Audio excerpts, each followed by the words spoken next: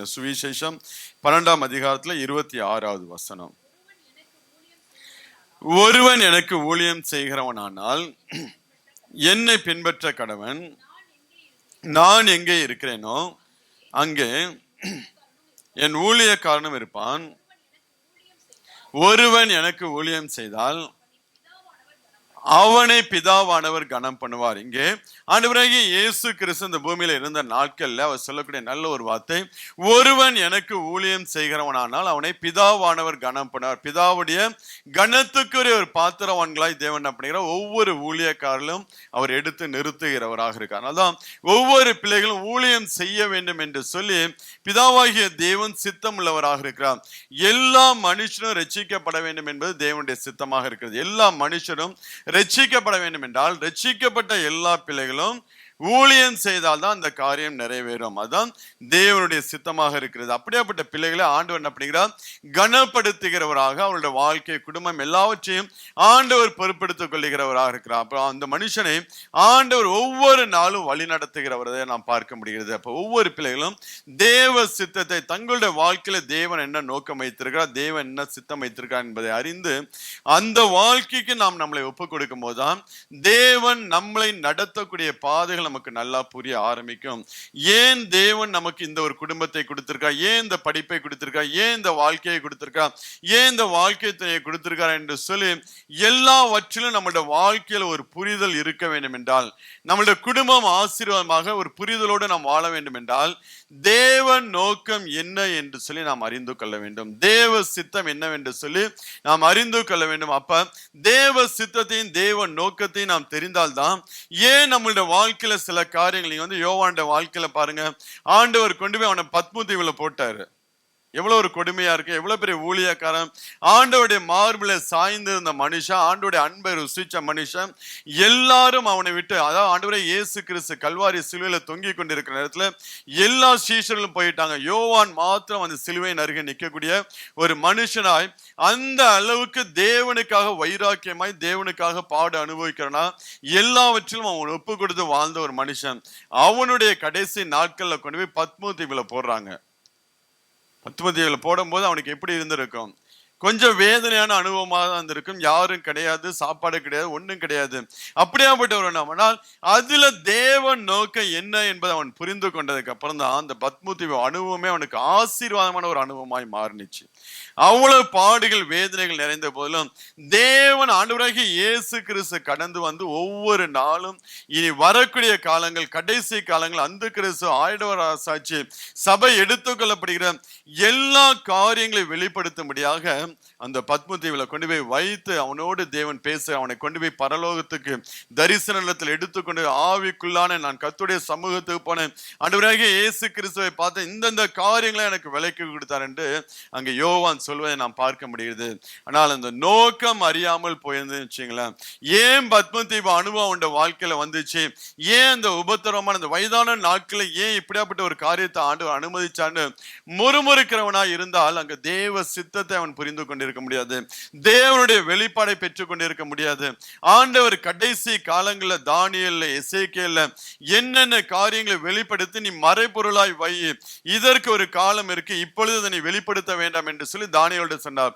அங்கே மறைத்து வைக்கப்பட்ட ஒவ்வொரு காரியத்தையும் வெளிப்படுத்தின விசேஷத்துல கொண்டு வந்து எல்லா காரியங்களையும் வெளியரங்கமாக்க வேண்டும் என்றால் அவனுக்கு அந்த ஒரு அனுபவம் கட்டாயமாய் காணப்பட்டுச்சு. ஏன் நான் உங்களுக்கு சொல்றேன்னா, நம்மளுடைய வாழ்க்கையை நாம் புரிந்து கொள்ள வேண்டும். நம்முடைய வாழ்க்கையில் நடக்கக்கூடிய காரியங்கள், நாம் கடந்து வருகிற பாதைகள், கண்ணீரின் பாதைகள் எல்லாவற்றையும் நாம் புரிந்து கொள்ள வேண்டும் என்றால் நம்மளுடைய வாழ்க்கையில தேவ நோக்கம் என்ன, தேவ சித்தம் என்ன என்று சொல்லி நாம் புரிந்து கொள்ள வேண்டும். அந்த தேவ நோக்கத்தையும் சித்தத்தையும் நாம் அறிந்து கொண்டோம் என்றால் உண்மையிலே நம்முடைய வாழ்க்கை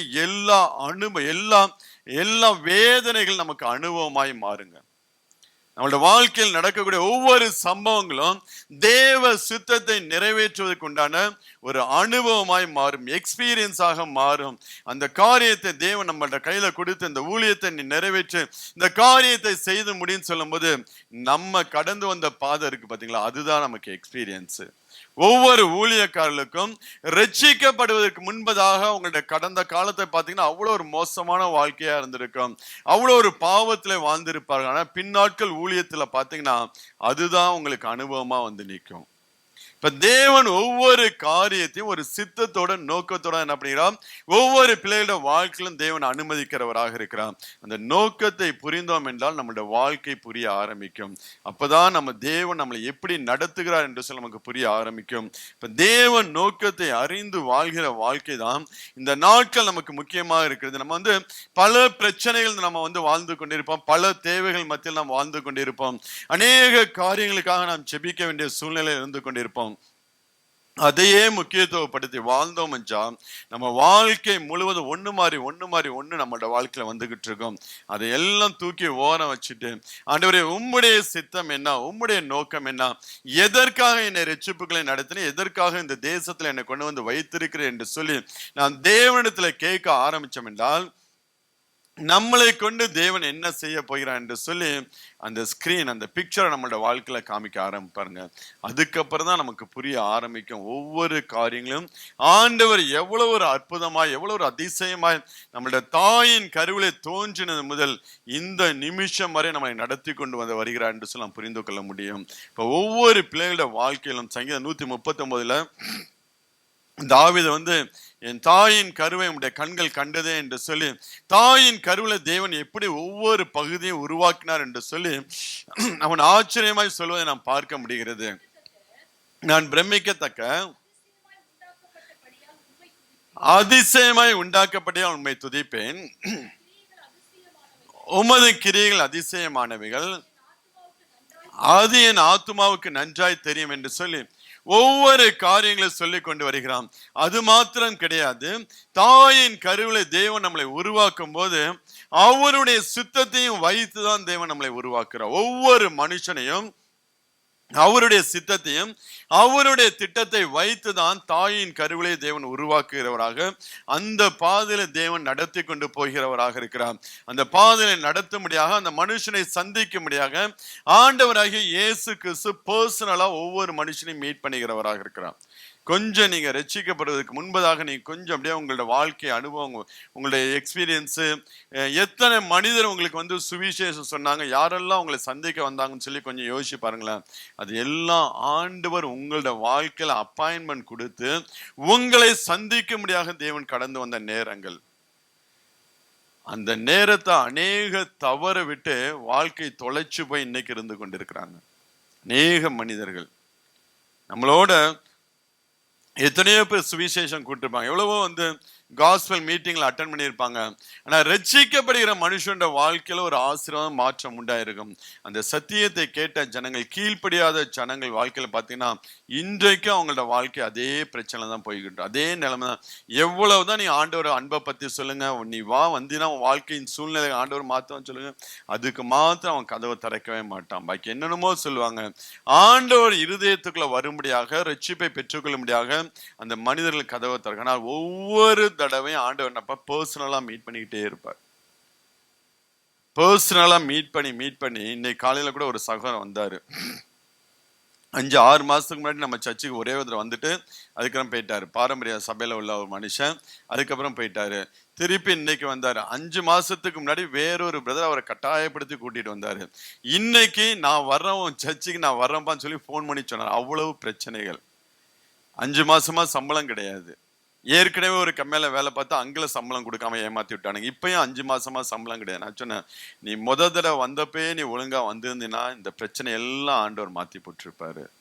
உன்னை சந்திக்கும் நேரத்தை நீ அறியாமல் போனபடினா உன் சத்துருக்கள் உன்னை என்ன பண்றாங்க, சூழ பாளையம் போட்டு கொத்திய பாழாக்குறவர்களா இருக்கிறார்கள்.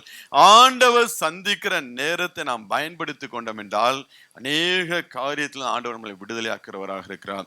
அநேக காரியங்கள் தேவன் நம்மளோட வாழ்க்கையில அனுமதிக்காதபடிக்கு அதை எல்லாவற்றிலிருந்து தேவன் தப்புவித்து நம்மளை ஆச்சரியமாய் நடத்தி கொண்டு போகிறவராக இருக்கிறாங்க. ஒவ்வொரு மனுஷனையும் பர்சனலா ஆண்டவர் மீட் பண்ணும்படியாக அவர் கடந்து வருகிறவராக இருக்கார். அப்படிதான் நம்மளோட வாழ்க்கையிலும், என்னோட வாழ்க்கையிலும் எத்தனையோ தடவை வந்து எனக்கு வந்து சுவிசேஷம் சொல்லப்பட்டுச்சு. அதை எல்லாம் நான் தட்டி கழிச்சு நான் ஓடிக்கொண்டிருந்தேன். ஆனா ஒரு நேரத்துல ஆண்டவரை உறுதியாய் பிடித்து கொள்ளக்கூடிய ஒரு சூழ்நிலைக்குள்ள தள்ளப்பட்ட போது அப்ப பிடிக்க ஆரம்பிச்ச வாழ்க்கை தான். என்னைக்கு நான் ஆண்டவரை பிடிச்சோன்னா அதுலேருந்து என் வாழ்க்கையில எல்லா காரியத்திலும் ஆண்டவர் ஒரு மறுரூபத்தை கட்டளையிட்டார். எல்லா காரியத்தையும் என்ன காட்டிலும் படிச்சவங்க இன்னைக்கு இருக்காங்க. ஆனா அவங்கள காட்டிலும் நான் உயர்த்தப்பட்டு இருக்கிறேன். உலக பிரகாரமா சரி, ஊழியத்தின் பாதையில எங்களை ரட்சிப்புக்களை நடத்தின ஒரு குடும்பம் இருக்கு. அந்த குடும்பம் எங்களை அவங்கதான் நடத்தி கொண்டு வந்தாங்க ரட்சிப்புக்குள்ள. ஆனா அந்த குடும்பத்துல கூட இப்படியாப்பட்ட ஒரு ஊழியத்தை செய்ய முடியாத தேவன் வாஞ்சையா இருந்தார். அந்த குடும்பத்துல இருக்கக்கூடிய ஒரு சகோதரன் எழுப்ப முடியாது தேவன் வாஞ்சையா இருந்தார். ஆனாலும் சில கீழ்ப்படியாத காரியங்கள், விட்டு கொடுக்காத காரியங்கள், தேவனுடைய சத்தத்துக்கு கீழ்ப்படியாதனாலதான் ஏதோ ஒரு ஊழியம் செய்யறேன்னு சொல்லி செஞ்சு கொண்டிருக்கிறாங்க. ஆனா இன்னைக்கு என்னுடைய ஊழியத்தின் பாதையில பாத்தீங்கன்னா உண்மையிலே நம்மளால முடிஞ்ச அளவுக்கு நாங்க ஓடிக்கொண்டு இருக்கிறோம். முடிஞ்ச அளவுக்கு ஆண்டவருக்கு ஏதாவது செய்வோம் என்று சொல்லி ஆண்டவர் இந்த தேசத்துல கொண்டு வந்து நமக்கு யாருமே தெரியாது ஜார்ஜ் பாஸ்டர் கையில வச்சு நம்மளை உருவாக்கி இந்த அல்கோர் பகுதியில் ஒரு சபையை கொடுத்து இந்த சபையை நடத்தும்படியாக அநேகருக்கு ஆசீர்வாதம் ஒரு பாத்திரமாய் தேவன் எடுத்து நிறுத்துகிறார். அன்னைக்கு அந்த சத்தத்துக்கு நான் கீழ்ப்படியாம போனேன்னு வச்சுங்களேன், இன்னைக்கு என் வாழ்க்கையும் அவங்கள போலதான் இருந்திருக்கும். இன்னைக்கு என் வாழ்க்கையில ஒரு மாற்றம் இருந்திருக்காது. அதே பிரச்சனை தான், அதே லோ லெவல்ல தான் நம்மளோட லைஃப். ஆனால் ஆண்டவர் என்னை சந்திக்கும் போது, அதை விட்டு கொடுக்கும் போது என்னை வேறு பிரிச்சு ஆண்டவர் ஆசீர்வதிக்க ஆரம்பிச்சாருங்க. நீங்களும் அதே போலதான் ஆண்டவருடைய சத்தத்துக்கு விட்டு கொடுத்தனாலதான் இன்னைக்கு இங்க இருக்கிறீங்க. நீ யாரும் கீழ்ப்படியன்னு சொல்லி எல்லா பிள்ளைகளும் ஆண்டவருடைய சத்தத்துக்கு. ஆனால் அது மாத்திரம் நம்மளுடைய வாழ்க்கையில போதாது. ஏதோ ஆண்டவருடைய சத்தத்தை கேட்டோம், ஆசீர்வதிக்கப்பட்ட என் குடும்பம் ஆசீர்வாதமா இருக்கிறது என்று சொல்லி அதோட நாம் நின்று விடாதபடிக்கு ஆண்டவருடைய நோக்கம் என்ன, ஆண்டவருடைய சித்தம் என்ன, எதற்கு தேவன் என்னை இந்த தேசத்துல கொண்டு வந்து வைத்தா, என்னுடைய வாழ்க்கையில தேவன் நோக்கம் என்ன என்று சொல்லி அதை நீங்க கேட்டு அறிந்து கொண்டு அதன்படி நீங்க வாழ ஆரம்பிச்சீங்கன்னா உண்மையிலே உங்களோட வாழ்க்கை ரொம்ப ஆசீர்வாதமா இருக்குங்க. லேவியராமத்துல ஆண்டவர் சொல்லுவார், எகிப்துல இருந்து விடுதலையாக்கப்பட்ட இஸ்ரவேல் எல்லாரும் என் ஊழியக்காரர்கள். அந்த கணக்குப்படி அவங்க எவ்வளவு சொல்றாங்க, 30 லட்சத்துக்கும் மேற்பட்ட ஜனங்கள் என்று சொல்ல, அவ்வளவு பேரும் என்னுடைய ஊழியக்காரர்கள் என்று சொல்ல ஆண்டவர் அடையாளப்படுத்தி கொண்டு வருகிறவராக, ரட்சிக்கப்படுகிற ஒவ்வொரு பிள்ளைகளும் ஆண்டவர் என்ன பண்ணுகிறார், அவருடைய ஊழியக்காரர்களாக எடுத்து நிறுத்துகிறவராக, அவர்கள் அந்த ஊழியத்தின் பதிலை நடத்தும்படியாக தேவன் விரும்புகிறவராக. ஆனா அநேகர் அதை மறந்து நாம் வாழ்கிற பிள்ளை. நம்மளோட வாழ்க்கையில அநேக பலவீனங்கள் இருக்கும், மாம்ச கிரியைகள் இருக்கு, பாவங்கள் இருக்கும். ஒரு பாவம் நம்மளோட வாழ்க்கையில் நமக்கு அது தெரிந்தோ தெரியாமல அந்த பாவத்தில் நம்ம வந்து மாட்டிக்கொள்வோம். எது என்றால் பாவத்தில் ஒரு டெஃபினேஷன் எது சொல்லுவாங்கன்னா மிஸ்ஸிங் த டார்கெட் என்று சொல்லுவாங்க. ஒரு மனுஷன் தன் வாழ்க்கையில் வைத்திருக்கிற டார்கெட், தன் வாழ்க்கையில் இருக்கக்கூடிய கோல், தன் வாழ்க்கையில் தேவ சித்தத்தை மறந்து வாழ்றான் பார்த்தீங்களா, இதுதான் பெரிய ஒரு பாவம். மற்றதெல்லாம் மாம்சத்தில் வரக்கூடியது, பலவீனங்கள் நிமித்தம் செய்யும், அதுவும் பாவம் தான். ஆனால் இது பெரிய ஒரு பாவமாக காணப்படும். தேவ நோக்கத்தை மறந்து தேவ சித்தத்தை விட்டு சுயத்துக்கென்று வாழ்கிற மனுஷன், அதான் மிஸ்ஸிங் த டார்கெட். தன் வாழ்க்கையில் இருக்கக்கூடிய நோக்கத்தை மறந்து வாழ்கிற வாழ்க்கை இருக்கு, அதுவே நம்மளோட வாழ்க்கையில் ஒரு பாவமாக காணப்படுகிறது. அது எல்லாம் நம்மளோட வாழ்க்கையில மாற வேண்டும் என்றால் தேவ சமூகத்துல போய் அமர்ந்து, ஆண்டவரே என்னை கொண்டு நீர் என்ன செய்ய சித்தமா இருக்கிறேன் என்று சொல்லி நாம் கேட்க வேண்டும். அதனால அப்போஸ்தலன் பவுல் சொல்கிறார், இது என் மேல் விழுந்த ஒரு கடமையாக இருக்கு. 1 கொரிந்தியர் 9ஆம் அதிகாரம் 16ஆவது வசனத்தை வாசிங்க. சுவிசேஷத்தை நான் பிரசங்கித்து வந்தோம், மேன்மை பாராட்ட எனக்கு இடமில்லை, அது என் மேல் விழுந்த கடமையா இருக்கிறது. சுவிசேஷத்தை நான் பிரசங்கியாது இருந்தால் எனக்கு ஐயோ என்று சொல்லுகிறான். என் தலையில அவ்வளவு பெரிய ஒரு பாதகம் இருக்கும் என்று சொல்லி அங்க அப்போஸ்தலன் பவுல் சொல்வதை நான் பார்க்க முடியுது.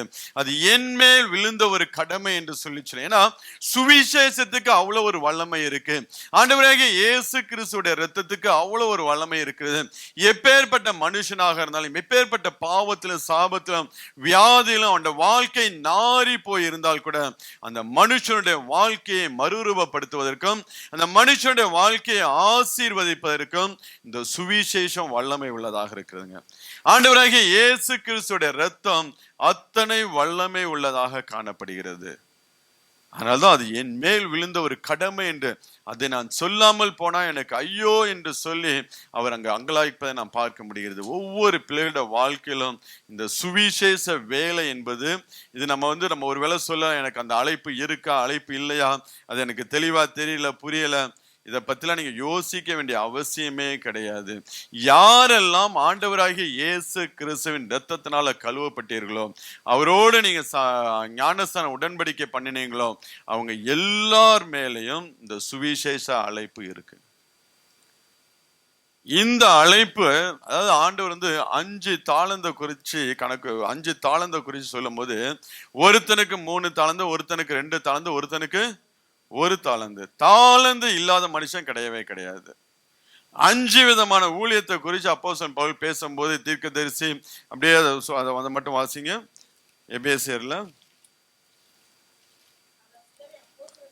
அவர் சிலரை அப்போஸ்தலராகவும், சிலரை தீர்க்கதரிசிகளாகவும், சிலரை சுவிசேஷகர்களாகவும், சிலரை மேய்ப்பராகவும், போதகராகவும் ஏற்படுத்தினார். 5 தாளந்த குறித்து சொல்லும் போது, இந்த 5 விதமான ஊழியத்தை குறித்து சொல்லி அவனவன் ஏக்கத்தை, அவனுடைய தாகத்துக்கு ஏற்ற மாரி, அவனுடைய அழைப்பிற்கு ஏற்ற போல என்ன பண்ணுகிறான், 1 தாளந்தாவது ஆண்டவர் கொடுக்கிறவராக இருக்க. தாளந்து இல்லாத மனுஷன் கிடையாது.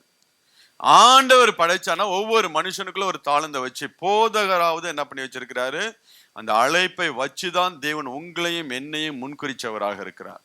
அழைப்பில்லாத ஜனங்கள் யாருமே. அதனால்தான் பவுல் சொல்ல, எல்லார் மேலும் விழுந்த ஒரு கடமை என்று சொல்லி அதை உணர்ந்தவனாக தான் அப்போஸ்தலன் பவுல் தேசம் தேசமாக கடந்து சென்று தன் வாழ்க்கையில் இருந்த எல்லாவற்றையும் குப்பையும் தூசியுமாய் எண்ணிவிட்டு தேசம் தேசமாக கடந்து சென்று தேவனுடைய ராஜ்ய சபையை ஸ்தாபிக்கிறது, மூப்பர்களை ஏற்படுத்துவது, ஊழியக்காரர்களை ஏற்படுத்துவதுதான் அவனுடைய பிரதான நோக்கமாக அவன் வாழ்ந்து அவன் முடிச்சான். அவன் முடிக்கும் போது சொல்லி, அந்த ஓட்டத்தை நான் ஜெயத்தோடு ஓடி முடிச்சேன்னு சொல்றான். இந்த உலகத்துல இருக்கக்கூடிய பெரிய பெரிய ஐஸ்வர்யவான், உலக பணக்காரன்ட்ட போய் நீங்க கேட்டீங்கன்னா அவனால கூட இப்படியாப்பட்ட ஸ்டேட்மெண்ட் கொடுக்க முடியாதுங்க. நல்ல போராட்டத்தை போராடினேன், ஓட்டத்தை முடித்தேன், விசுவாசத்தை காத்து கொண்டேன், நல்ல போராட்டத்தை போராடின, ஓட்டத்தை முடித்தேன், ஜெயத்தோட என்னோட ஓட்டத்தை ஓடி முடித்தேன் என்று சொல்லி பவுலால ஒரு ஸ்டேட்மெண்ட் கொடுக்க முடிஞ்சிச்சு. பெரிய பெரிய ஐஸ்வர்யவன்ட்ட போய் கேட்டாலும் அவன் சொல்லுவான், என் வாழ்க்கையில இவ்வளவு ஃபெயிலியர் இருக்கு, இவ்வளவு என் வாழ்க்கையில நான் விட்டு இருக்கேன், இவ்வளவு காரியங்கள் சாதிக்க வேண்டியிருக்குன்னு சொல்லி லிஸ்ட் போட்டு சொல்லுவான். ஆனா பவுல் சொல்லுவான், என் ஓட்டத்தை நான் ஜெயத்தோடு ஓடி முடிச்சேன் என்று சொல்லுவான். இதுதாங்க ஊழியத்தினால வரக்கூடிய ஒரு மன நிறைவு. அந்த ஊழியம் செய்ய ஆரம்பிச்சுட்டு அந்த ஊழியத்துல இறங்கிட்டோம்னு வச்சுங்களேன், அந்த டேஸ்ட்டை நீங்க அனுபவிக்க ஆரம்பிச்சுன்னா உங்களால சும்மாவே, உங்க வாயு சும்மாவே இருக்காது. யாருகிட்டையாவது எதையாவது சொல்லணும், எப்படியாவது ஆண்டவர் அவங்களுக்கு சொல்லணும், ஆண்டவர் அன்பு அவங்களுக்கு எடுத்து சொல்லணும் என்று சொல்லி நம்ம பிரயாசப்படினா அவ்வளவு ஒரு அனுபவம், அந்த அனுபவம் இருக்கே, அதெல்லாம் உண்மையிலே அதில் என்னதான் உங்களுக்கு டீச் பண்ண, நீங்க ஃபீல்டுல இறங்கி நீங்க பார்த்தீங்கன்னா தான் ஆண்டவர் பேசுறதை நீங்க கேட்க முடியுங்க. ஆண்டவர் உங்க காது கொடுத்து பேசுவார். இங்கே போ, இந்த மனுஷனை பாருங்க. அப்படிதான் ஒரு தடவை ஊழியத்தை முடிச்சுட்டு இண்டஸ்ட்ரியல ஒரு 10-15 வருஷம் இருக்கும். அதுக்கு முன்னாடி ஊழியத்தை முடிச்சுட்டு நானும் இன்னொரு பையனும் வந்துகிட்டு இருக்கும்போது ஒரு ஸ்ரீலங்கா பையன் அப்பதான் போன வாரம் சர்ச்சுக்கு வந்தான். ஆண்டவர் திடீர்னு நீ போய் அந்த பையனை பாருன்னு உணர்த்த ஆரம்பிச்சேன். சரி வாப்பா அங்க போன்னு சொல்லிட்டு 9 மணி எல்லாம் படுத்து தூங்குற நேரம். அப்ப அந்த மனுஷனை சந்திக்க முடியாது, நாங்க போறோம். அந்த மனுஷன் சின்ன ஒரு ஜெபம் பண்ணிட்டு படுக்கிறாரு. அவருடைய ஒய்ஃபுக்கு வயிற்றுல ஒரு கட்டி காணப்பட்டுச்சு. நாளைக்கு காலையிலயும் அடுத்த நாளும் ஆப்ரேஷன் ஃபிக்ஸ் பண்ணிட்டாங்க. இப்ப யாராவது ஒருத்தர் என்னை கண்டி ஜெபிக்க மாட்டாங்களான்னு சொல்லி அந்த மனுஷன் ஒரு ஏக்கத்தோட ஜெபம் பண்ணிட்டு படுத்திருக்காரு. ஆண்டவர் கரெக்டா அந்த ஏரியாவை நான் பாஸ் பண்ண, நீ போ அப்படின்னாரு. உடனே அந்த மனுஷனை போய் நாங்க மீட் பண்ணோம், ஜெபம் பண்ணோம். நீ ஒரே ஒரு விசுவாசத்துல நீ ஜெபம் பண்ணி, எக்காரணத்தை கொண்டும் என் மனைவியோட சரீரத்துல கத்தி படக்கூடாதுன்றவர், நீங்க ஒரு விடுதலை கொடுங்க, இந்த ஒரு வார்த்தை மட்டும் நீங்க சொல்லி ஜெபம் பண்ணுப்பா அப்படின்னு சொல்லிட்டு நாங்களும் ஒரு ஆலோசனை கொடுத்து ஜெபம் பண்ணிட்டு வந்துட்டோம். அந்த மனுஷன் நைட்டு ஃபுல்லா தூங்கல, ஜெபம். ஒரு பக்கம் ஆப்ரேஷனுக்கு வேண்டிய எல்லா ஆயத்தம், ஹாஸ்பிட்டல் அட்மிட் ஆயிடுச்சு, எல்லாம் அங்க ரெடி ஆயிட்டு இருக்கு.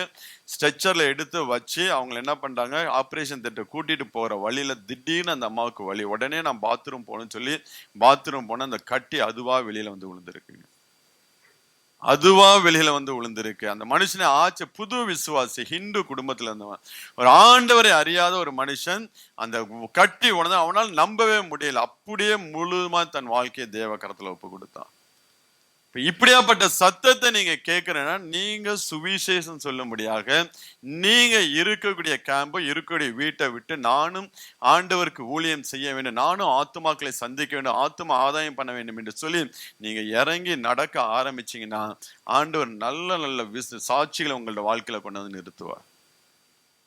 நம்ம எடுக்கக்கூடிய சின்ன பிரயாசம், ஒரு அரை மணி நேரம், ஒரு மணி நேரம் நம்ம அந்த ஊழியத்துல செலவு பண்ணனா ஒரு மனுஷனுடைய வாழ்க்கையே மறுரூபப்படுங்க. ஒரு மனுஷனுடைய வாழ்க்கையே அது ஆசீர்வதிக்கப்படக்கூடியதாய் காணப்படுது. அதனால ஆண்டவர் சில என் ஊழியக்காரன் என்று சொல்லி ஆண்டவர் ஒரு அடையாளத்தை நமக்கு கொடுக்கிறார். நம்ம யாருக்கும் சபைக்கு ஊழியக்காரனோ இல்லை இங்க அசிஸ்டன்ட் ஊழிய அதெல்லாம் கிடையாது. நீங்க ஆண்டவருடைய ஊழியக்காரங்கிற ஒரு அடையாளத்தோடு தேவன் என்ன பண்ணுவார், நம்மளை அனுப்புகிறார். ஏன்னா அந்த சுவிசேஷத்துக்கு அவ்வளோ ஒரு வல்லமை இருக்கு. ஆண்டவராகிய இயேசு கிறிஸ்துவோட ரத்தத்துக்கு அவ்வளோ ஒரு வல்லமை இருக்கு. எந்த மனுஷனையும் எடுத்து பிரகாசிப்பிக்கிற செய்யற மெய்யான ஒளிதான் ஆண்டவராகிய இயேசு கிறிஸ்து. அவர் இடத்துல வந்த ஒரு மனுஷன் வாழ்க்கையும் கெட்டு போனதா சரித்திரம் கிடையாது. எப்படி கெட்டு போன மனுஷனுடைய வாழ்க்கையா இருந்தாலும் அதை ஆண்டவர் மறுரூபப்படுத்துகிறார். வேதம் சத்தியத்தை அறிவியல் சத்தியம் உங்களை விடுதலையாக்கும். இந்த சத்தியத்தை நாம் அறிய வேண்டும் என்றால், மற்றவர்கள் அறிந்து கொள்ள வேண்டும் என்றால் நாம் சொல்ல கிளம்ப வேண்டும். இந்த சத்தியத்தை நாம் சொல்ல ஆரம்பிக்கும் போதுதான் இந்த சத்தியம் அவங்களோட வாழ்க்கையில பலத்த அற்புதத்தையும் விடுதலையும் கொண்டு வந்து கொடுக்கக்கூடிய இயேசு கிறிஸ்துவோட ரத்தம் சகல பாவங்களையும் நீக்கி நம்மளை சுத்திகரிக்கும். அவ்வளவுதான். நீங்க சுவிசேஷம் சொல்லணும், ஊழியத்துக்கு போகணும், நான் பைபிள் காலேஜ் படிச்சிருக்கணும், பயங்கரமா படிச்சிருக்கணும், வேதத்தை நல்லா தெரிஞ்சிருக்கணும், அப்படிலாம் ஒண்ணுமே கிடையாது. சுவிசேஷம் வெரி சிம்பிள். நீங்க செல்ல வேண்டியதெல்லாம் உங்களுடைய அக்கிரமங்களுக்காக, உங்களுடைய பாவங்களுக்காக, உங்களுடைய சாபங்களுக்காக ஆண்டவராகிய இயேசு கிறிஸ்து கல்வாரி சிலுவையில தன்னுடைய இரத்தம் முழுவதையும் சிந்தினார். அவர் மரித்து அடக்கம் பண்ணப்பட்டு 3ஆம் நாள் உயிரோடு எழுந்தார். இதை சொல்லி உங்களுடைய பாவத்தை நீங்க ஆண்டவராகிய இயேசு கிறிஸ்துவோட அறிக்கை பண்ணும்போது அவர் எப்பேற்பட்ட பாவத்தையும் மன்னித்து உங்களுக்கு விடுதலை கொடுக்கிறவராக இருக்க. இதுதான் சுவிசேஷம். இதை ஒரு மனுஷன் வாழ்க்கை நீங்க சொன்னீங்கன்னா போதும், அந்த மனுஷன் வாழ்க்கை ஆசீர்வதிக்கப்படும். இதுதான் சத்தியம். நீங்க ரொம்ப 10 வார்த்தை 15 வார்த்தை எடுத்து பிரசங்கம் பண்ண வேண்டிய அவசியமே கிடையாது. இந்த காரியத்தை ஆண்டவருடைய உன்னுடைய பாவத்துக்காண்டி ஆண்டவராகிய இயேசு கிறிஸ்து மரித்தார்ப்பா. உன்னுடைய அக்கிரமங்கள் எல்லாம் அவர் கல்வாரி சிலுவையில சுமந்து தீர்த்த அவருடைய ரத்தம், இயேசு கிறிஸ்துவின் ரத்தம் சகல பாவங்களை நீக்கி உன்னை சுத்திகரிக்க நீங்க சொல்லி பாருங்க. உண்மையில இந்த வார்த்தை அந்த மனுஷன் வாழ்க்கையே மாற்றுங்க. இதுதான் பவுல் இதுதான் சுவிசேஷமா அவர் சொல்லுவதை நாம் பார்க்க முடியும். வாசிங்கன்னா 1 கொரிந்தியர் 15ஆம் அதிகாரம் 3-4 வசனத்தை வாசிங்க. 1 நான் அடைந்ததும் உங்களுக்கு பிரதானமாய் ஒப்புவித்ததும் என்னவென்றால், கிறிஸ்துவானவர் வேத வாக்கியங்களின்படி நமது பாவங்களுக்காக மரித்து அடக்கம் பண்ணப்பட்டு வேத வாக்கியங்களின்படி 3ஆம் நாளில் உயிர்த்தெழுந்தார். இதுதான் சுவிசேஷம், இதுதான் சத்தியம், இதுதான் ஒரு மனுஷன் வாழ்க்கையை ஆசீர்வதிக்கக்கூடியது. நீங்க பயங்கரமான பிரசங்கம் பண்ணலாம் அவசியமே கிடையாது. ஆண்டவருடைய மரணம், கல்வாரி சிலுவையில் சிந்தின ரத்தம், இது ஒரு மனுஷனுக்கு சொல்ல ஆரம்பிக்கும் போது உண்மையிலே அந்த மனுஷன் வாழ்க்கை. சில பேர் இந்த சுவிசேஷம் சொல்றதுன்னு போவாங்க, எடுத்த விதத்தை என்னமா சொல்லுவாங்க, அநேகர் அப்படிதான் சொல்லுவாங்க, பாவத்தின் சம்பளம் மரணம், சகோதரனே பாவத்தை விட்டு வெளியில வா. நல்ல வார்த்தை தான், தப்பே இல்லை, சத்தியம்தான் அந்த வார்த்தை. சொன்னா அந்த மனுஷன் ரட்சிக்கப்படுவானா? அப்படி சொன்னீங்கன்னா புறஜாதி மனுஷன், தேவனை அறியாத மனுஷன் போய் நீங்க மரணம்னு சொன்னீங்கன்னா அவன் அபசகுணமா நினைப்பான். என்னடா இது நம்மளை பத்தி இப்படி சொல்றான்னு. பாவத்தின் சம்பளம் மரணம் தான். ஆனா ஆண்டவருடைய பிரசங்கத்தெல்லாம் நீங்க நல்லா பாருங்களேன். ஆண்டவர் அந்த மலை பிரசங்கத்துல பாருங்க, எங்கேயாவது கடிஞ்சு கொள்றாரு, அழகா அன்பா எடுத்து ஒவ்வொரு காரியங்களை சொல்றாரு. அன்பினால ஒவ்வொரு காரியங்களை சொல்லி அந்த மனுஷனை ரட்சிப்புகளை நடத்தினதுக்கு அப்புறம் தான் அவனோட வாழ்க்கையில பிரமாணங்களை சொல்ல ஆரம்பிப்பாரு. ரட்சிக்கப்படுவதற்கு முன்பதாக அவனோட வாழ்க்கையில் அற்புதங்களை செய்வா, அதிசயங்களை செய்வா, நான் உனக்கு என்ன செய்ய வேண்டும் என்றிருக்கிறாய் என்று சொல்லி கேட்டு அந்த மனுஷன் வாழ்க்கையில் அற்புதங்களை செய்வார். அதுக்கப்புறம் தான் அந்த மனுஷன் ரட்சிக்கப்பட்டதுக்கு அப்புறம், ஆண்டவர் உடன்படிக்கை பண்ணப்பட்டதுக்கு அப்புறம் தான் அவனோட வாழ்க்கையில ஆண்டவர் இந்தந்த பிரமாணங்களை எல்லாம் நீ கைக்கொள்ள வேண்டும் என்று சொல்லி பிரமாணத்தின் பாதையில தேவன் நடத்து. ஆனால் அதுக்கு முன்பதாக அன்பான வார்த்தைகள், தேவ அன்பை அவர் வெளிப்படுத்துகிறவராக. இப்ப நம்மளும் சுவிசேஷம் சொல்லும் போது ஆண்டவருடைய அன்பை எடுத்து சொல்லுகிற பிள்ளைகளாக இருக்கணும். ஆண்டவருடைய அன்பை வெளிப்படுத்த ஆரம்பிக்கும் போது அந்த மனுஷன் ஆண்டவருக்காக என்ன பண்ணுவான், ஓடி வருகிற ஒரு மனுஷனாய் காண. எப்பேற்பட்ட கல்லான இருதயமாய் இருந்தா கூட இந்த சுவிசேஷம் அந்த இருதயத்தை உடைக்குங்க. இந்த சுவிசேஷ வார்த்தைகள் அந்த இருதயத்தை திறக்கக்கூடிய, லிடியாவுடைய இருதயத்தை தேவன் திறந்தார் என்று சொல்லி நான் பார்க்காங்க. பவுல் பிரசங்கம் பண்ணி கொண்டிருக்கும் போது அவள் கேட்கிற, அவள் வாசிங்க அந்த சம்பவத்தை 1 அப்போஸ்தலர் 16:13-15. அப்பொழுது ஓய்வு நாங்கள் நாங்கள் பட்டணத்துக்கு வெளியே போய் உட்கார்ந்து அங்கே கூடி வந்த ஸ்திரீகளுக்கு உபதேசித்தோம். தியேத்திரா ஊராலும் இரத்தாம்பரம் விற்கிறவளும் தேவனை வணங்குறவளாகிய லிதியாள் என்னும் பேரில் ஒரு ஸ்திரீ கேட்டுக்கொண்டிருந்தால், பவுல் சொல்லியவைகளை கவனிக்கும்படி கர்த்தர் அவள் இருதயத்தை திறந்தருளினால், அவளும் அவள் வீட்டாரும் ஞானஸ்தானம் பெற்ற பின்பு அவள் எங்களை நோக்கி, நீங்கள் என்னை கர்த்தரிடத்தில் விசுவாசம் உள்ளவர் என்று எண்ணினால் என் வீட்டிலே வந்து தங்கிருங்கள் என்று எங்களை வருந்தி கேட்டுக்கொண்டால். சத்தியத்தை சொல்லும் போது அங்க பிரசங்கம், பவுலுடைய பிரசங்கத்தை கேட்கும்படியாக ஆண்டவர் அவளுடைய இருதயத்தை திறக்கிறவளாக, அந்த இருதயத்தை திறந்து அங்க பவுல் சொல்லக்கூடிய சத்தியத்தை கேட்டு அவள் ஞானஸ்தானம் எடுத்து ஆண்டவரை முழுவதுமாய் பக்தியுள்ள குடும்பம் தான். ஆனாலும் சில சத்தியங்கள் அறியாமல் அந்த சத்தியத்தினால வரக்கூடிய விடுதலையை பெற்றுக்கொள்ளாமல் இருந்த அந்த லிடியாவுடைய இருதயத்தை ஆண்டவர் வார்த்தையை வச்சு திறக்க ஆரம்பிக்கிறாரு. அதுக்கப்புறம் அவள் ஞானஸ்தானம் எடுத்து ஆண்டவரை உறுதியாய் பற்றிக்கொள்ள நாம் பார்க்க முடியும். ஏன்னா இந்த சுவிசேஷத்துக்கு அவ்வளவு வல்லமை இருக்குங்க. எல்லா இரும்பு தாழ்பால்களையும் வெண்கல கதவுகளையும் உடைக்கக்கூடியது.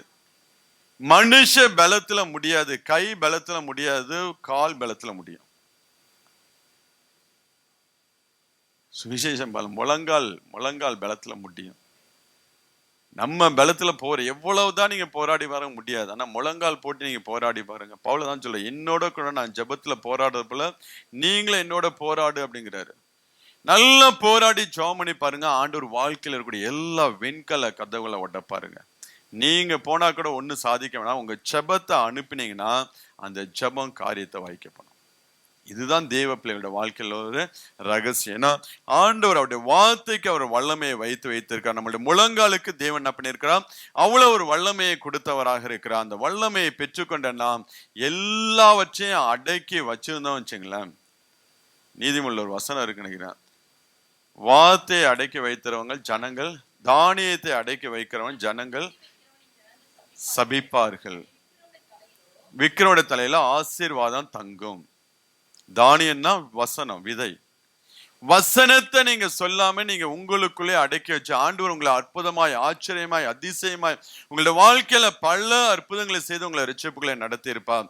நீங்க இதெல்லாம் சொல்லணும்னா எத்தனையோ பேருக்கு சொல்லலாம். அது எதையும் யாருக்கும் சொல்லாம அடக்கி வச்சிங்கன்னா நியாயத்தீர்ப்பு நாள்ல அவன் எந்திரிச்சு நம்மளை சபிப்பான். உன் கூட தானே இருந்தேன், உன் கூட தானே வேலை பார்த்தேன், உன் கூட தானே நான் ஊர் சுத்துறேன், உன் கூட தானே நான் சாப்பிட்டேன், உன் கூட தானே ரூம்ல இருந்தேன், எனக்கு சொல்லாம விட்டுட்டியே, இன்னைக்கு இந்த பாதாளத்துக்கு வரத்துக்கு நீ எனக்கு ஒரு காரணமா இருந்துட்டடான்னு சொல்லி நம்மளை பார்த்து அவங்க சொல்லுவாங்க. நமக்கு தெரிஞ்சதை மற்றவர்களுக்கு நாம் சொல்லலாம். அந்த ஆத்ம பாரம் உள்ள பிள்ளைகளாய் நாம் வாழணுங்க. நம்மளுடைய இருதயத்துல இன்னைக்கு எவ்வளவோ காரியங்கள், உலக தேவைகள், உலக காரியங்களை போட்டு அதுதான் நம்மளுடைய இருதயத்தை ஒடுக்கி கொண்டிருக்கிற வழிய ஆத்துமாக்களை குறித்து நீங்க பவுலுடைய வாழ்க்கையில பாத்தீங்கன்னா எவ்வளவோ போராட்டம். அவன் நிர்வாணம், கப்பல் சேதம், எனக்கு உயிர் சேதம் இருந்துச்சு, 40 அடி அவங்க சாட்டையால் அடிச்சாங்க, எவ்வளவோ பிரச்சனை அவன் வாழ்க்கையில் இருந்த போது இதையெல்லாம் வச்சுட்டு சபையை குறித்துண்டான கவலை என்னை ஒவ்வொரு நாளும் நெருக்குறது என்று சொல்லுகிறான். அவனுடைய வேதனை எல்லாம் அழிஞ்சு போகிற ஆத்துமாக்கள், சபை எலும்பணுமே, ஊழியக்காரர்கள் எலும்பணுமே என்று சொல்லி அந்த பாரத்தோடு தான் அவன் சுற்றி திரிகிறவனாக காணான். அதனால தான் அவனுடைய ஓட்டம் ஜெயத்தோட ஓடி முடிக்கிறவனாய் காணப்பட்டான். இன்னைக்கு நம்மளுடைய இருதயம் எதனால நிரம்பி இருக்கு? தனியா உட்கார்ந்து உங்க காரியத்தை கேட்க ஆரம்பிச்சுன்னா ஒரு நைட்டு பத்தாது. அவ்வளவு காரியங்கள் எல்லாம் இருந்தா கூட அதையெல்லாம் எடுத்து ஓரம் வச்சுட்டு ஆண்டவருடைய காரியம், ஆத்துமா, நம்மளை சுற்றி இருக்கக்கூடிய ஆத்துமா பாரம் உள்ள பிள்ளைகளாக, அந்த ஆத்துமா அழிஞ்சு போயிருதான் நாம் கவலைப்படுகிற பிள்ளைகளாக உண்மையிலே ஆண்டவர் பார்க்கும்போது ஒரு மனுஷனுடைய, ரட்சிக்கப்பட்ட மனுஷனுடைய இருதயத்துக்குள்ள ஆத்துமா பாரம் இல்லாம இருந்துச்சுன்னா அந்த மனுஷனுக்குள்ள இருதயம் இல்லைன்னு தான் ஆண்டவர் சொல்லுவார். ஆத்தும பாரம் இல்லாத மனுஷன் இருதயம் இல்லாத மனுஷன். நல்லா இருக்குல்ல? ஆத்தும பாரம் இல்லாத மனுஷன் இருதயம் இல்லாத மனுஷனாக அந்த பூமியில வாழ்ந்து கொண்டிருப்பேன். ஏன்னா நீங்க கொஞ்சம் யோசிச்சு பாருங்க, உங்களை ஆண்டவர் ஆசீர்வதிக்கணும், உங்களை உயர்த்தணும், உங்க குடும்பத்தை ஆசீர்வதிக்கணும்னா காட்டுக்குள்ள வச்சு கூட உங்களை ஆசீர்வதிக்க முடியும். காட்டுக்குள்ள அவ்வளவு புதையல் இருக்கு. காட்டுக்குள்ள கூட வச்சு உங்களை ஆசீர்வதிப்பதான் ஆண்டோடைய நோக்கம். நீங்க இருக்கிற இடத்துல வந்து ஆண்டவர் என்ன பண்ண முடியும்? உங்களை உயர்த்த. உங்க தேசத்தை விட்டு, குடும்பத்தை விட்டு தேவன் இங்கே பிரிச்சு கொண்டு வந்திருக்கிறானா, இந்த தேசத்துல உங்களை நம்பி உங்க கையில அநேக ஆத்துமாக்களை தேவன் கொடுத்து வச்சிருப்பாரு. உங்களை சுற்றி இருக்கக்கூடிய ஆத்துமாக்களுக்கெல்லாம் நீங்க உத்தரவாதம் உள்ள ஒரு மனிதர்கள். அதை நீங்க மறந்து வாழ்ந்தீங்கன்னா அதுதான் மிஸ்ஸிங் த டார்கெட். அதுதான் நம்மளோட வாழ்க்கையில ஒரு பாவமாய் காணப்படும். அதை உணரணும். ஏன் தேவன் நம்மளை இங்க கொண்டு வந்து வச்சிருக்கிறா, ஏன் இந்த இடத்துல கொண்டு வந்து வச்சிருக்கா, ஏன் இந்த சபையை நமக்கு ஐக்கியம் வச்சிருக்கிறா, ஏன் நம்மளை கொண்டு வந்து இப்படியாப்பட்ட ஒரு ஜனங்கள் இருக்கிற இடத்துல வச்சிருக்கிறார் என்று சொல்லி அதை புரிந்து தேவ சித்தத்தை நிறைவேற்ற ஆரம்பித்தால்தான் நம்மளோட வாழ்க்கையே நமக்கு ஆசீர்வாதமா இருக்குங்க. நீங்க நாகமானுடைய ரட்சிப்பை நீங்க பாத்தீங்கன்னா, நாகமானுடைய வீட்டுல ஒரு இஸ்ரவேல்ல இருந்து சிறை பிடிக்கப்பட்ட ஒரு பெண்ணை வந்து அங்க அடிமையா வச்சிருப்பாங்க, வீட்டு வேலைக்கென்று வச்சிருப்பாங்க. அந்த சிறு பெண் தான் நாகமானுடைய ரட்சிப்புக்கு ஸ்டார்டிங் பாயிண்டா இருப்பா. நாகமான் பெரிய படை தலைவன், சீரியா தேசத்துல ஒரு நல்ல ஒரு பொசிஷன்ல இருக்கக்கூடிய மனுஷன், ராஜாவோட டைரக்டா பேசக்கூடிய ஒரு மனுஷன், அவ்வளவு அதிகாரம் படைச்ச மனுஷனாய் காணப்படுகிறான். ஆனா அந்த மனுஷனுடைய வீட்டுல ஒரு சிறு பெண்ணு இஸ்ரவேல் தேசத்துல இருந்து அடிமையாய் பிடிச்சு. அப்ப அவளுடைய மென்டாலிட்டி எப்படி இருக்கு கொஞ்சம் யோசிச்சு பாருங்க. அடிமையாய் பிடிச்சு, என் சொந்த தேசத்தை விட்டு என் குடும்பத்தை பிரிச்சு இந்த மனுஷன் என்னை கொண்டு வந்து இங்க வச்சு கஷ்டப்படுத்துறாரு என்று சொல்லிதான் அவளுடைய இருதயத்துல அப்படியாப்பட்ட காரியங்கள் தான் இருக்கு. ஆனால் ஒரு அந்த நல்ல ஜெபிக்கிற ஒரு பிள்ளையா இருந்திருப்பா. அவளுடைய காரியத்தை பார்க்கும்போது நமக்கு அப்படியா தெரியும். நல்ல ஜெபிக்கிற பிள்ளையா இருக்கனால்தான் அடிமையாக கொண்டு வரப்பட்ட தேசத்திலும் தேவன் என்னை இங்கே கொண்டு வந்ததுக்கு ஒரு நோக்கம் இருக்கும், என்னை இந்த வீட்டுல ஒரு வேலைக்காரியா வைத்திருப்பதற்கு ஒரு நோக்கம் இருக்கும் என்று சொல்லி அந்த நோக்கத்தை புரிந்து வாழ ஆரம்பிச்சாளுங்க. உண்மையில நாங்களும் நீங்களும் இருந்தா என்ன பண்ணிருப்போம்? கொஞ்சம் பாயசனை வச்சு அவனை தூக்கி இருப்போம் ஆளையே. ஆனா அந்த பெண் ஆத்ம பாரம் உள்ளவளா இருந்தனாலதான் அவ போய் நாகமான்ட்ட மனைவிட்ட சொல்றா. வாசிங்க அந்த சம்பவம், 2 ராஜாக்கள் 5ஆம் அதிகாரம் 3வது வசனம். அவள் தன் நாச்சியாரை பார்த்து, என் ஆண்டவன் சமாரியாவில் இருக்கிற தீர்க்க தரிசனத்தில் போவாரானால் நலமாயிருக்கும், அவர் இவருடைய குஷ்டரோகத்தை நீக்கி விடுவார் என்றால் அவன் போய் இஸ்ரவேல் தேசத்தை பெண் இன்ன பிரகாரமாய் சொல்லுகிறாள் என்று தன் ஆண்டவனத்துல சீரியா ராஜாட்ட போய் சொல்ல. சீரியா ராஜா ஒரு லெட்டர் கொடுத்து நேரா போய் நீ இஸ்ரவேல் ராஜாவை பார் என்று சொல்லி அனுப்பி வைப்பார். அப்படியாக அவன் இஸ்ரவேல் ராஜாவை பார்க்கும்போது அவன் எலிசா தீர்க்கதரிசி போகும்படியாக அவன் அனுப்பப்படுவான். எலிசா தீர்க்கதரிசி வரும்போது எலிசா தீர்க்கதரிசி வெளியில கூட வரமாட்டான். அவன் உள்ளே இருந்து நீ யோர்தானை போய் 7 தடவை ஸ்நானம் பண்ணுவான், கிறிஸ்தவனை சுத்தம் வேண்டாம். இவன் கடும் கோபம் கொண்டு எங்க ஊர்ல இல்லாத நதியா இங்க இருக்கு என்று சொல்லி வரும்போது அந்த வண்டியை ஓட்டி கொண்டு வந்த மனுஷன் சொல்லுவான், அவர் ஒரு பெரிய காரியத்தை சொல்லிதான் நீ செஞ்சிருப்ப, சின்ன காரியம் செஞ்சு பாரு அப்படின்னு சொல்லும் போது சரின்னு போய் அவன் யோர்தான்ல விழுந்து அவன் ஞான மூழ்கி எந்திரிக்கும் போது அவனுடைய சரீரம் சிறு பிள்ளையுடைய சரீரமாய் மாறி போச்சுங்க. அப்ப அந்த நாகமானுடைய ரட்சிப்பு ஸ்டார்டிங் பாயிண்ட் யாரு? அந்த சிறு பெண். அந்த சிறு பெண் போட்ட விதையை பெரிய தீர்க்கதரிசியை வச்சு ஆண்டவர் முடிக்கிறாரு. நீங்க போடக்கூடிய சின்ன விதை, ஆத்ம பாரத்தோட ஒரு மனுஷனுக்குள்ள நீங்க போடக்கூடிய விதை ஒரு பெரிய ஊழியக்காரனை வச்சு அந்த ஆத்மா ஆண்டவர் ரட்சிப்புகளை நடத்துவாரு. ஆண்டவர் அப்படியெல்லாம் ஆண்டவர் ஃபாலோ பண்ணுவார். நீங்க ஒரு ஆத்மாக்குள்ள நீங்க ஒரு சுவிசேஷத்தை போட்டீங்கன்னா அந்த ஆத்மாவை ஆண்டவர் ஃபாலோ பண்ணிக்கிட்டே இருப்பார், விடமாட்டாரு. உங்களுடைய பிரயாசம், உங்களுடைய ஜெபம், இதையெல்லாம் பார்த்துட்டு ஆண்டவர் ஃபாலோ பண்ணிட்டு எங்க எந்த பாயிண்ட்ல இவனை தூக்கலாம் என்று சொல்லி எந்த ஊழியக்காரனை அனுப்பிச்சா இவனோட வாழ்க்கையில வந்து இவன் ரட்சிக்கப்படுவான்னு சொல்லி அந்த ஊழியக்காரனை தேவன் அனுப்பி வைக்கிறவராக இருக்கிறார். ஒரு சிறு பெண் போட்ட விதைக்கு எலிசா வந்து ஊழியம் பண்றான். எலிசா சாதாரண ஆளா? எவ்வளவு பெரிய ஆளு எலிசா. ஸ்டார்டிங் பண்ணிக்க அநேகருடைய ரட்சிப்புக்கு நீங்களும் நானும் ஸ்டார்டிங் பாயிண்டா இருக்கும்படியாக தேவன் விரும்புகிறார். அந்த சிறு பெண் செய்தது போல நீங்களும் நானும் ஒரு ஸ்டார்டிங் பாயிண்டா இருக்கும்போது உண்மையிலே ஆண்டவருடைய பார்வையில அந்த சிறு பெண்ணு சரி எலிசாவும் சரி ஆண்டவர் ஈக்குவலா பார்ப்பாரு. இவ தொடங்கின காரியம் எலிசா முடிச்சான். ரெண்டு பேரும் ஆண்டவருடைய பார்வையில பார்க்கும்போது ஈக்குவலா. அதனாலதான் ஒருவன் எனக்கு ஊழியம் செய்தா அவனை பிதாவானவர் கனம் பண்ண. பிதா கனம் பண்ணும்போது அவர்கிட்ட பட்சபாதம் எல்லாம் இருக்காதுங்க. பெரிய ஊழியக்காரனா இருந்தாலும் சரி, சின்ன பெண்ணா இருந்தாலும் சரி, ரெண்டு பேரும் ஈக்குவலாய் கனப்படுத்தி ஆண்டவர் என்ன பண்ணுவாரு? ஆசீர்வதிக்க. அந்த ஊழியத்துக்கு தான் இன்னைக்கு தேவன் நம்மளை அழைக்கிறார். அநேகருடைய ரட்சிப்புக்கு நீங்களும் நானும் ஸ்டார்டிங் பாயிண்டா இருக்க முடியாத தான் தேவன் அந்த நாட்களை விரும்புகிறவரா இருக்கிறார். இப்ப நமக்கு தெரிஞ்சதை நம்ம அடுத்தவங்கள்ட்ட சொல்ல ஆரம்பிக்கும் போது, அந்த ஆத்ம பாரத்தோடு நாம் ஒரு மனுஷன் சொல்ல ஆரம்பிக்கும் போது, நமக்குள்ள இருக்கக்கூடிய பரிசுத்த ஆவியானவர் அந்த மனுஷனுக்குள்ள, எல்லாரும் நீங்க வெளிப்புறமா பாத்தீங்கன்னா நல்லா சிரிச்சு பேசி நல்லா தான் இருப்பாங்க. நம்ம நினைச்சுக்கோ அவன் ரொம்ப சந்தோஷமா இருக்கிறான்னு. நீ ஆத்ம பாரத்தோடு ஒரு மனுஷன் நீங்க பேசி பார்த்தீங்கன்னா தான் உங்களுக்குள்ள இருக்கக்கூடிய ஆவியானவர் அந்த ஆத்மாவுக்காக பாரப்பட ஆரம்பிக்கும் போது நீங்க பேசக்கூடிய வார்த்தையை கேட்டு அந்த மனுஷன் தான் இருதயத்துல கூடிய பாரத்தை எல்லாம் உங்க மேல இறக்கி வைப்பார். நல்ல க்ளோஸ் ஃப்ரெண்ட் இருந்தா கூட அவனுக்கு தெரியாத காரியத்தை நம்மள்கிட்ட சொல்லுவாங்க. நம்மள்கிட்ட எவ்வளோ என் ஊழியத்தின் பாதை எவ்வளோ நான் வந்து அந்த மாரி என்னை தனியாக கூப்பிட்டு போய் சொன்ன காரியம் யாருக்குமே தெரியாது. உனக்கு தான் அந்த காரியத்தை நான் இப்போ சொல்றேன், இதுக்காண்டி நீ ஜெபம் பண்ணு அப்படின்னு சொல்லுவாங்க. நம்ம ஜெபம் பண்ணிட்டு போகும்போது மனுஷன் அந்த காரியத்தில் விடுதலையை பெற்றுக்கொள்ளதை நம்ம பார்க்க முடியும்.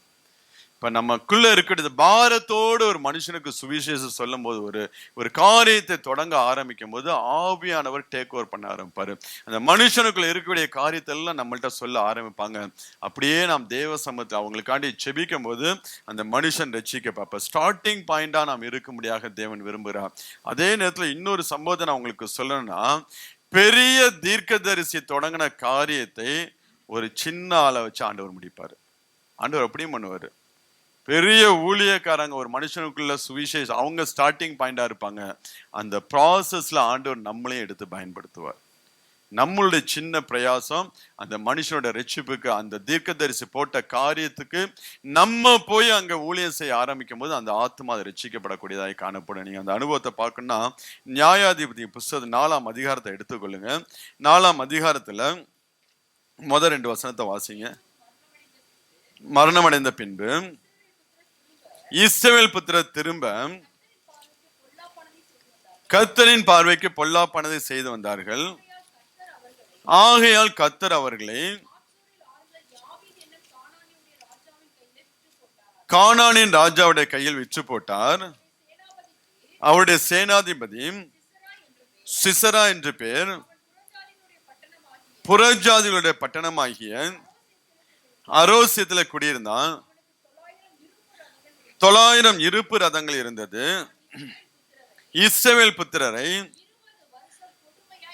20 வருஷம் கொடுமையாய் ஒடுக்கினான்.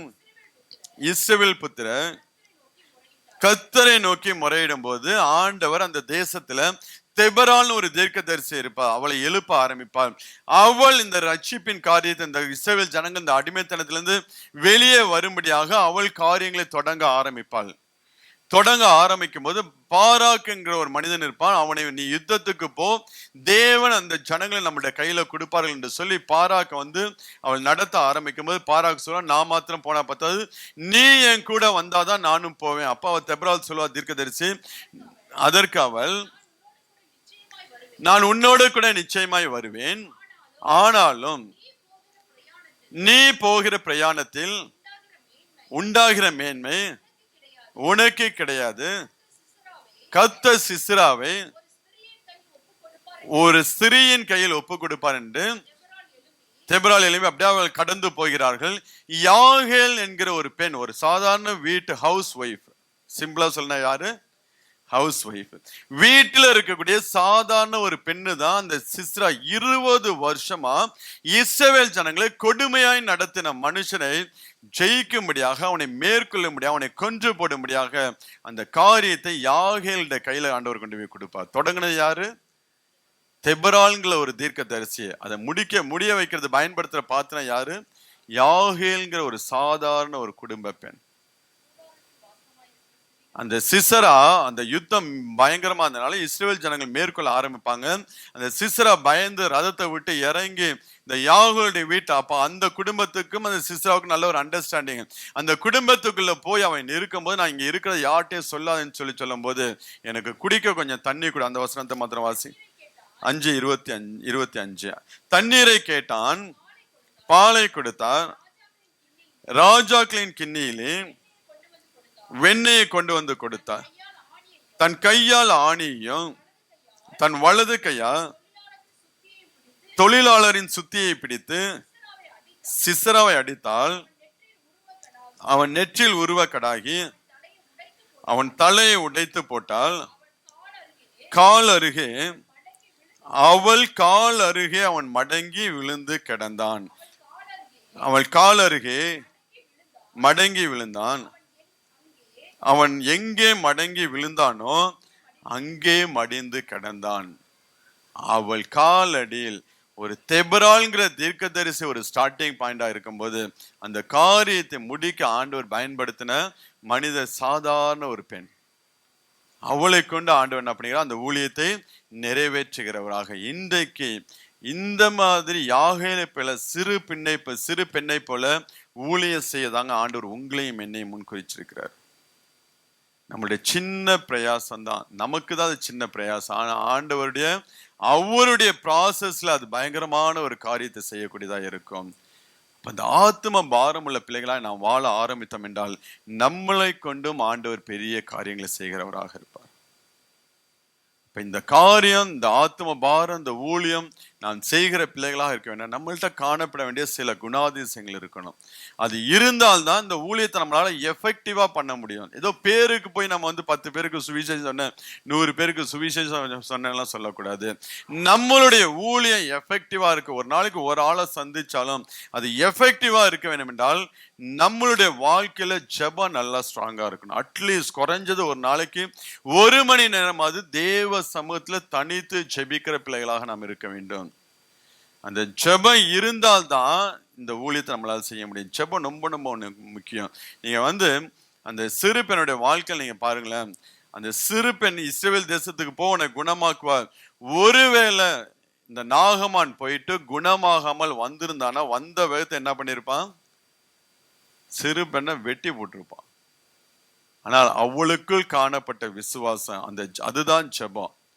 நல்ல ஜெபிக்கிற பிள்ளையா இருந்தனாலதான் தேவன் மேல் நம்பிக்கை ஆகுது. நான் ஆராதிக்கக்கூடிய தேவன் எப்படியாப்பட்டவன் என்பதை நம்பிதான் அவர் சொல்லி அனுப்புறேன். நீ போ, நீ சுகத்தை பெற்றுக்கொள்வாய். இப்ப நல்ல ஜெப ஜீவிதம் இருந்து ஒரு 1 மணி நேரமாவது நாம் ஜெபிக்கிற பிள்ளைகளாக இருந்து ஒரு மனுஷனுக்கு சுவிசேஷம் சொல்லப்பட்டா அவன் எப்பேற்பட்ட வீட்டு அடிமையாய் இருக்கக்கூடிய பெண் ஒரு படை தலைவனே அந்த வார்த்தைக்கு என்ன பண்ணுகிறான்?